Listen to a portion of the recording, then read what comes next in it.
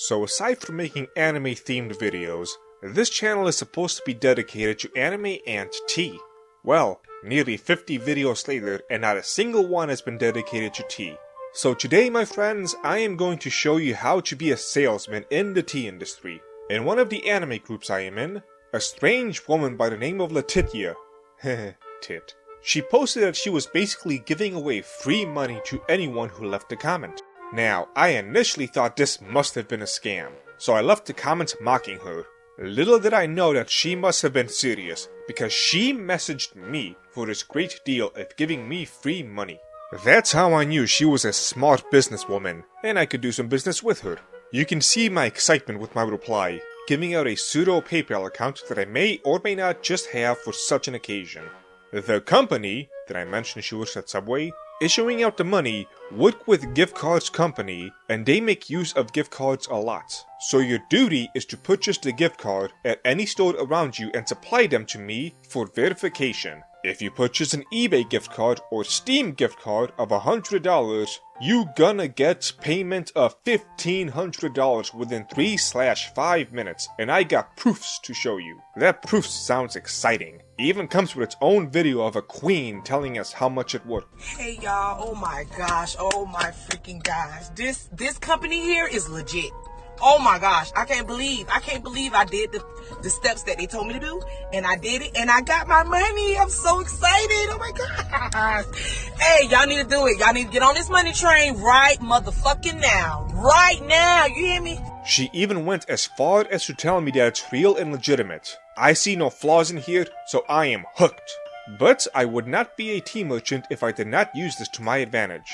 I tell her this sounds legit as fuck, and make my move with my store. But my first roadblock appears, as she says the only online gift cards they accept are from eBay, Steam, Amazon, and iTunes. But that's alright.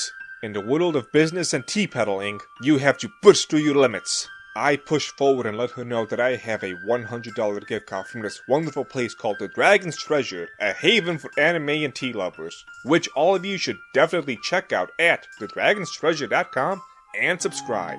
As I informed Letitia with my professional sales pitch, they have over 60 varieties of tea, and many of your favorite shows too. There's so many options I just did not know what to use my $100 gift card on. Now remember, at this point I am not letting her know that I am the owner. As I have found out over these last couple of decades on the internet, you are not allowed to promote anything you do. But if it's your friend that did the thing, or you just so happen to come across said thing, then it's perfectly reasonable and acceptable. Anyway, I ask her if she's a tea drinker, and she tells me no, and that the gift card would not be useful. What comes next is a salesman tactic of redirection. I ignore the fact that she thinks this won't be useful and attack her sensibilities. This is my first mistake. I tell her tea could change her life, but considering she's spending her time making strangers on Facebook thousands of dollars with nothing but some gift cards, her life must be perfectly in order. I realize this and quickly go on the attack before she can counter. I'm going to do her a solid and tell her she can use the money that was supposed to go to me and use it to buy herself tea. Because with my delicious teas at the Dragon's Treasure, one sip of my premium loose leaf teas and you will be hooked for life. Okay, so how do I buy? Got it! You see, fam, this is what a little bit of perseverance can get you. I throw in my closing pitch, letting her know she can always get the beginner sample pack if she doesn't know what to get. I let her know I can get her in contact with the owner, because that always makes people feel special, like they're earning a right that no one else has. Unfortunately, it all falls apart. I went wrong somewhere in my plans, and now she seems to think I'm a Nigerian scammer. Her two phrases translated come out as my mother's child, and something that roughly translates to my bastard head. Then she blocked me. I feel lost and defeated. But a true tea merchant would not give up. At this point, I switch over to my tea peddler account, letting her know that I am here to help her. Unfortunately, she blocked me. Again, I see my mistake now. I came in too strong, and I'm out of my league. I didn't have enough connection with Letitia, and not enough street cred. So I decided to turn it over to a specialist, someone who spoke her language.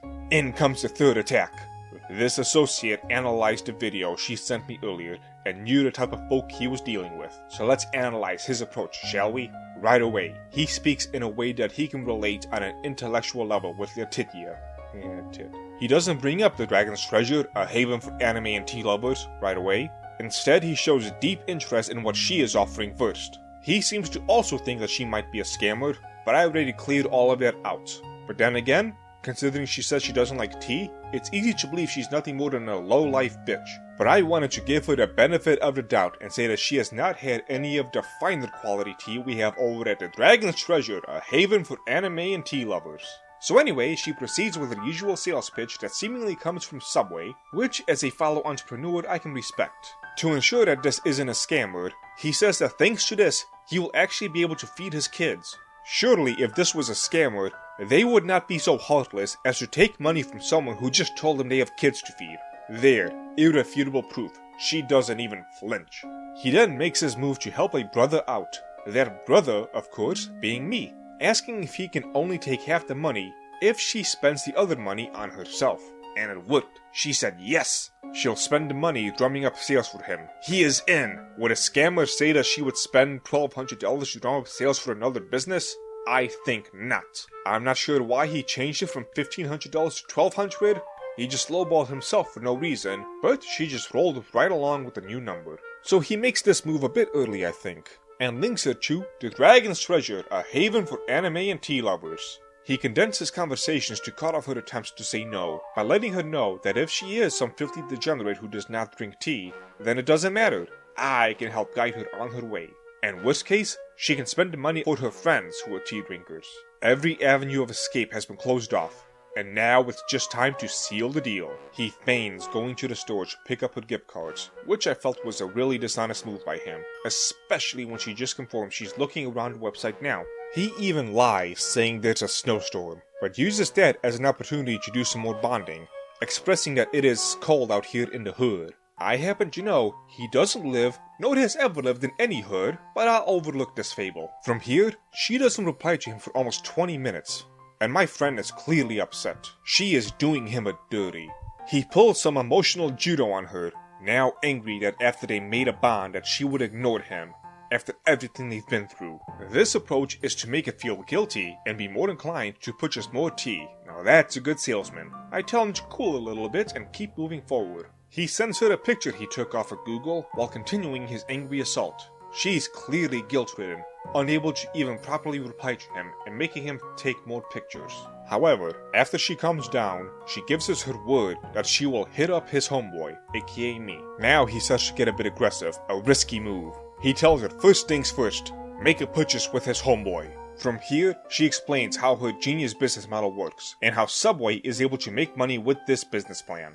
Those gift cards are converted into cryptocurrency, Bitcoin, keeping it for some time till the value increases depending on the general Bitcoin market value. That's where the high payments paid in return comes from.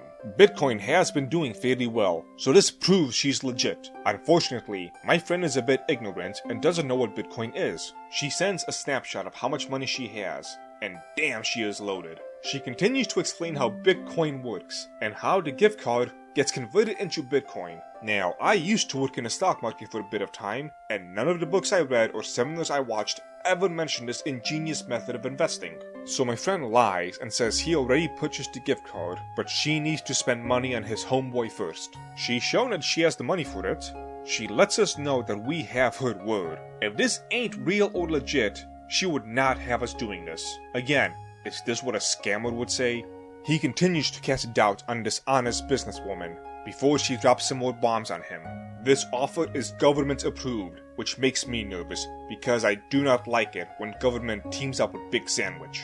This is also aware by the FBI, which I want them to know that being a lolicon is respectable in Japan and you cannot arrest me for mere drawings. And this is also approved by all financial related body in the state. Our chat over Facebook Messenger is also encrypted. I paid someone to go in and hack their servers, and they were able to get me these screenshots.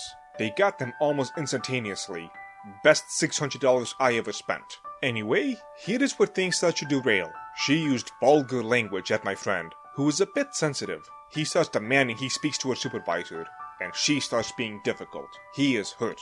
She repeats that she is a parent like my friend, and understands his worries. See? If she was a scammer, she would knowingly and carelessly be stealing the money of someone unable to and trying to feed his kids. so how could I believe that she is a scammer?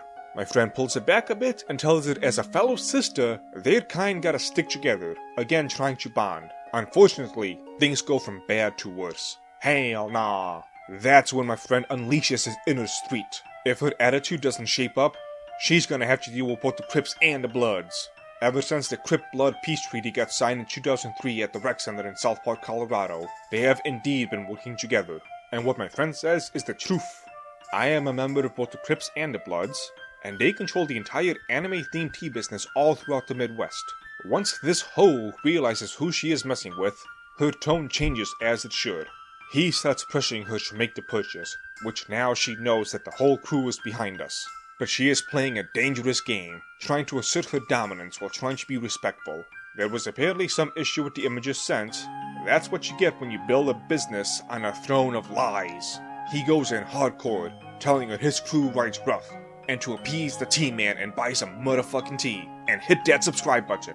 She starts coming in hot with her integrity speech, as my friend goes in hard with the whole scam thing, which I'm starting to wonder if he may actually have a point. She let out a Freudian slip. If she were not legit, she would compel us to do this, so she admitted it. All this time, I thought we had something going, and as it turns out, she was just a snake in the grass, as if to twist the knife deeper into my soul. My friend lets me know of a surefire way to know that she is fake.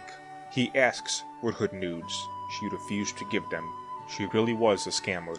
I tell my friend he can now respond as he wishes, and the conversation devolves in a way that is not YouTube appropriate. I have learned a valuable lesson in sales and marketing. Now that we've hit the end of the video, some of you might be asking, how is any of this a lesson in proper sales and marketing, and being a good salesman? Well, you have all had a jolly good time watching this video, all the while being made aware of the Dragon's Treasure, a haven for anime and tea lovers. If you enjoyed this, go and support what we do by picking up some anime-themed teas and accessories. And don't forget to hit that subscribe button and check out some of our other videos, such as our more popular than should be video on Naruto, and our less popular than should be video series on Dragon Ball. Thank you for watching, T-Man out.